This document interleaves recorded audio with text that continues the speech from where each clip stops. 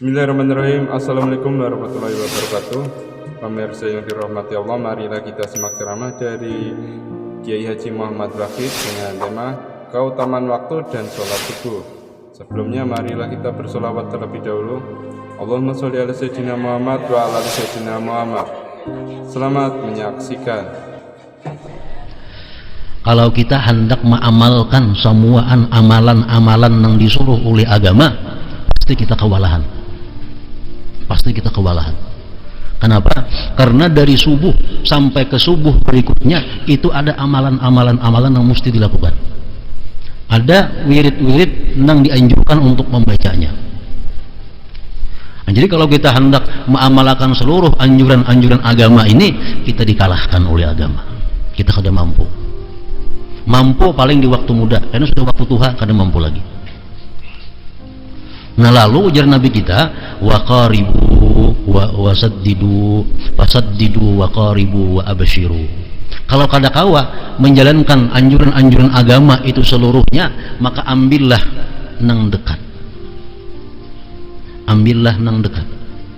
Artinya kalau kada kawa samuaan, nang parak samuaan barang. Nang kada kawa parak samuaannya barang. Nah, jadi artinya kalau kita kada kawa mengambil keseluruhan agama, ibadah-ibadah yang dianjurkan agama itu, maka kita ambillah yang apa kita mampu untuk melakukannya. Wasta'inu bil ghadwati war rawhati wa syai'in min ad-duljati wa syai'in min ad-duljah, dan mintalah pertolongan ujar Nabi di waktu pagi, di waktu petang, dan di waktu sedikit malam hari.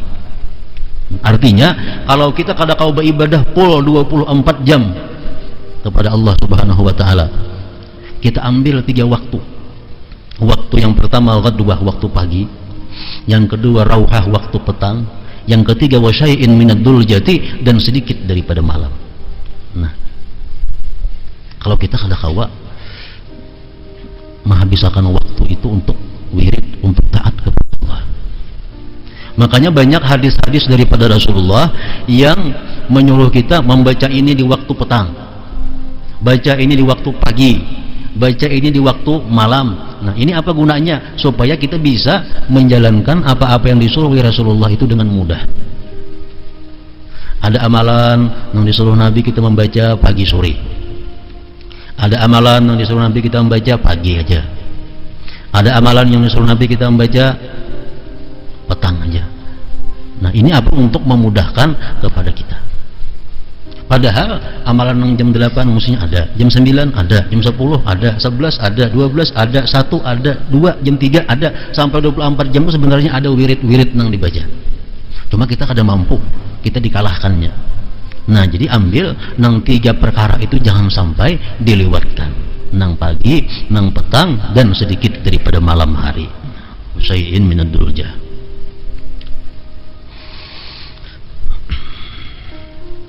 Ada hadis Rasulullah yang artinya barang siapa ujar Nabi kita membaca a'udzubillahi samiil alim minasyaitonir rajim di awal ratibul atas tuh 3 kali, lalu akhir surah Hasyr di 3 ayat, lalu anzalna hadzal Qur'an ala jabalin itu sampai seterusnya.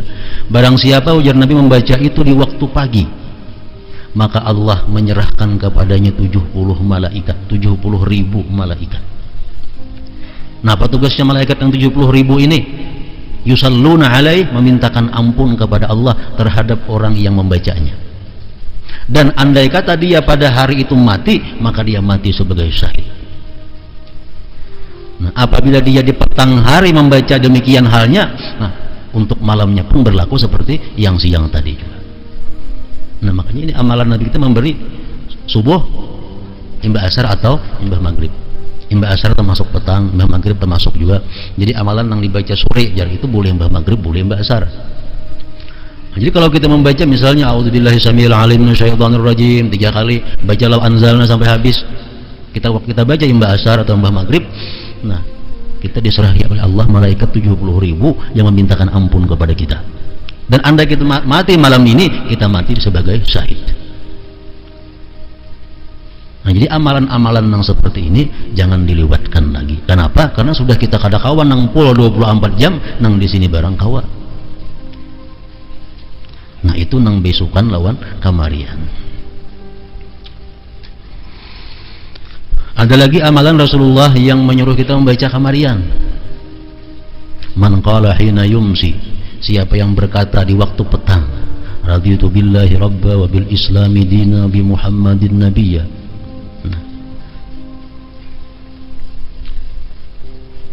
Pastilah Allah Subhanahu wa taala akan memberikan keridhaan kepadanya. Karena haqqan 'ala Allah ayyurdiyahu. Pasti Allah akan meridai orang tersebut. Kalau kita kamarian baca, baik imbah asar atau imbah maghrib, raditu billahi rabba wa bil islami dina wa bi Muhammadin nabiyya, Allah meridai akan dia. Nah ini nang di kamarian. Nang bisukan, hadis Rasulullah mengatakan, man shalla salatal fajri wa jalasa fi makanihi hatta tatlu'asy syamsu a'tahu Allah taala asyra hisal. Barang siapa sembahyang subuh kemudian dia terus berzikir di tempatnya sampai terbit matahari jam 6. Nah, apa dibaca? Imam Ghazali membagi dalam kitabnya, hendaknya membaca Quran ada, membaca salawat ada, zikir ada, istighfar ada, sampai jam 6.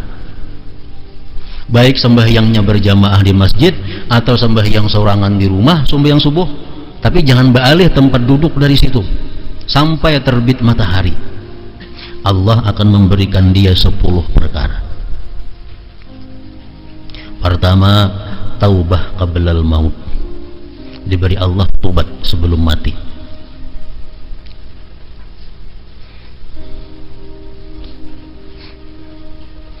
Wasaniha, yang kedua, ujar Nabi kita, barakatum bi rizqih, barakah pada rezekinya. Rezeki yang berberkah ini rezeki yang menolong kita untuk ibadah. Rezeki yang berberkah itu rezeki yang membawa kita kepada taat lawan Allah. Kalau rezeki yang membawa kita kepada maksiat, itu rezeki yang tidak diberkati oleh Allah. Yang kedua, barakatun fi rizqih, barakah rezekinya. Wasalisuha, yang ketiganya, salamatun fi badani, selamat pada badannya. Artinya kita kada akan kena penyakit-penyakit yang bisa mengurangi badan kita. Macam orang kena kusta itu kan mengurangi badan, ditatak, selamat daripada badannya. Warabi'uha, yang keempat, ujar Nabi, mahabbatun fi qulubil khalqi, kecintaan di hati makhluk kepadanya.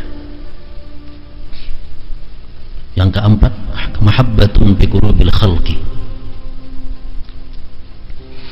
Wa khamisuha, yang kelima, yurfa'u anhu dhiqul 'aish, diangkat daripadanya kesulitan hidup, kepicikan hidup. Wasadisuha, yang keenam, yakhruju minad dunya bi kalimatil ikhlas, dia keluar daripada dunia, artinya mati mengucapkan kalimat ikhlas, la ilaha illallah. Wasabi'uha, yang ketujuh, yuwassa'u qabruhu, diluaskan kuburnya. Wasaminuha, yang kedelapan, yu'ta kitabahu biyaminih, diberikan kitab catatan amal dengan tangan kanannya. Watasi'uha, yang kesembilan, yamurru ala sirat kal barqil lami', dia lewat di siratal mustaqim seperti kilat yang memancar. Wa ashiruha, yang kesepuluh, yadkhulul jannata bighairi hisab, dia masuk surga dengan tiada hisab. Nah, ini orang nang sembahyang subuh duduk kada beralih-alih, berbacaan, berzikir, berselawat, membaca Quran, membaca tasbih, membaca istighfar sampai terbit matahari. Nah, 10 perkara itu diberi oleh Allah Subhanahu wa ta'ala.